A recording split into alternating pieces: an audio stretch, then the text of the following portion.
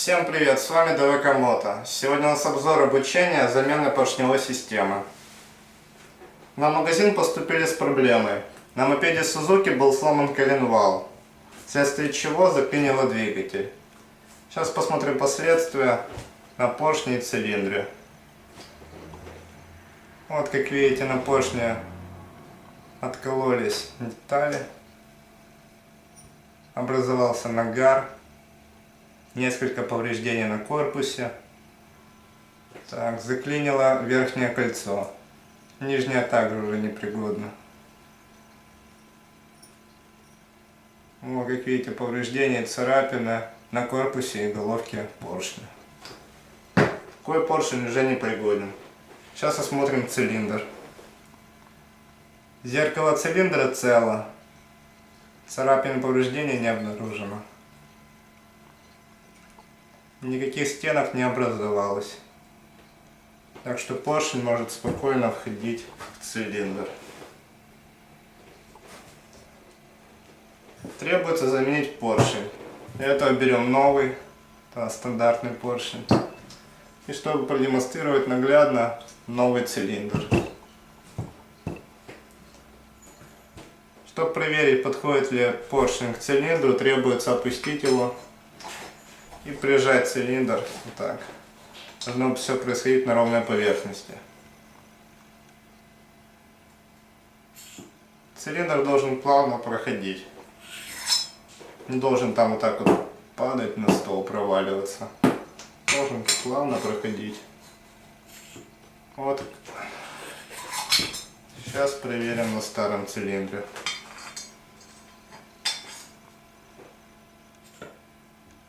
Проходит он чуть хуже, но он не проваливается.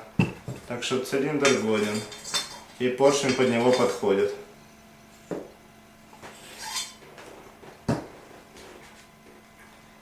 Также требуется заменить кольца. Вот у нас компрессионное кольцо. Нужно оставить тепловой зазор.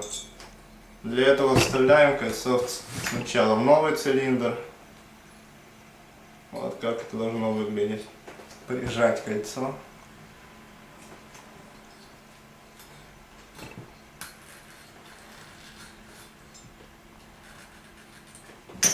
И подправить поршнем.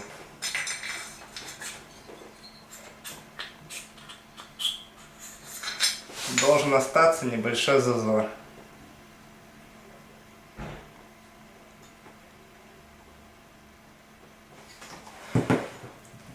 Теперь то же самое пробуем на старом цилиндре. Так. Снова сжимаем кольцо, вставляем его в цилиндр и подправляем.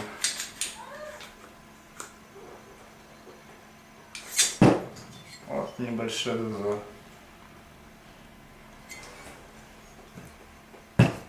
Так, теперь проходит поршень. Вставлять его надо стрелкой к направлению к выхлопу.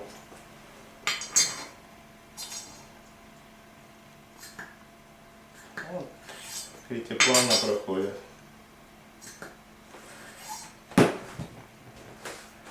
Также следует проверить,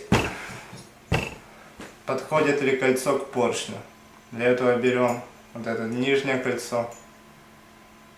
Вот видите, проходит. Должно оставаться немного места. Вот. Вот так, как видите.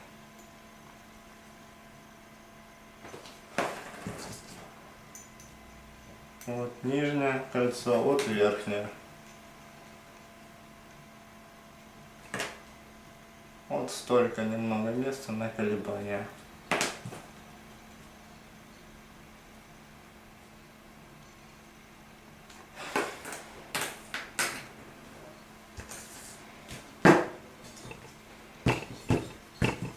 Также тут есть еще один момент.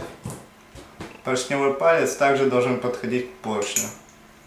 Видите, должно это выглядеть вот так. Вот он плавно проходит.